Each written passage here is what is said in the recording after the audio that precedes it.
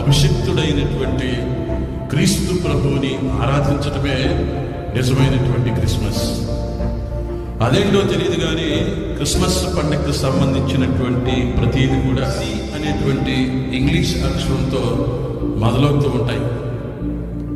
Christmas అనేటువంటి ఈ పదంలో సి అనేటువంటి అక్షరంతో మొదలవుతూ ఉంది.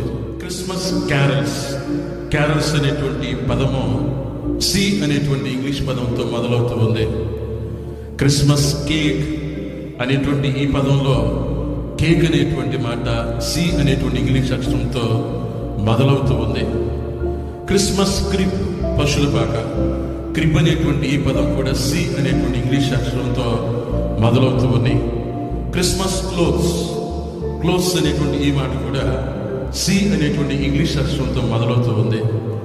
శాంతా క్లాస్ అనేటువంటి ఈ మాట కూడా సి అనేటువంటి ఇంగ్లీష్ అక్షరంతో మొదలవుతూ ఉన్నాయి. క్రిస్మస్కు సంబంధించినటువంటి క్యారల్స్, క్రిస్మస్కు సంబంధించినటువంటి కేక్, క్రిస్మస్ సంబంధించినటువంటి క్రీమ్, క్రిస్మస్కి సంబంధించినటువంటి క్లాస్, క్రిస్మస్కు సంబంధించినటువంటి క్యారల్స్, ఇవన్నీ కూడా సి అనేటువంటి ఇంగ్లీష్ అక్షరంతో మొదలవుతూ ఉన్నాయి.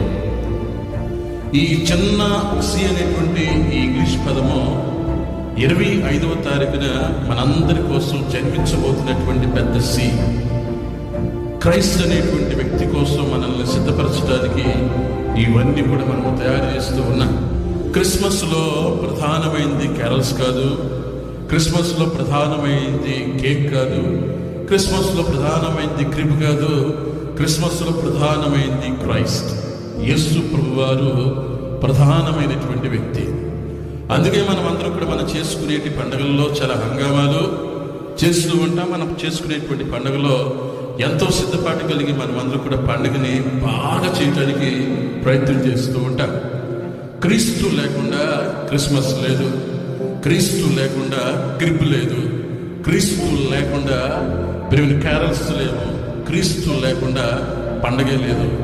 అందుకే నీ పండుగలో క్రీస్తు ఉన్నాడో లేదో ఆలోచన అనేది ప్రతి ఒక్కరు కూడా చేసుకోవాలి. ప్రియమైన దేవుని బిడ్డలారా, అందుకే దేవదూతలో గొల్లలకి జ్ఞానులకి సందేశం ఇచ్చినప్పుడు ఆ దూత చెప్పింది గొల్లలకి, ఆ బెత్లెహేము గ్రామంలో ఉన్న పురవాసులందరూ కూడా దూత చెప్పింది, ఆ పశువుల కొట్టంలో యేసు ఉన్నాడు అనేటువంటి గొప్ప సందేశాన్ని అక్కడ దూతలు ఇవ్వడం జరిగింది.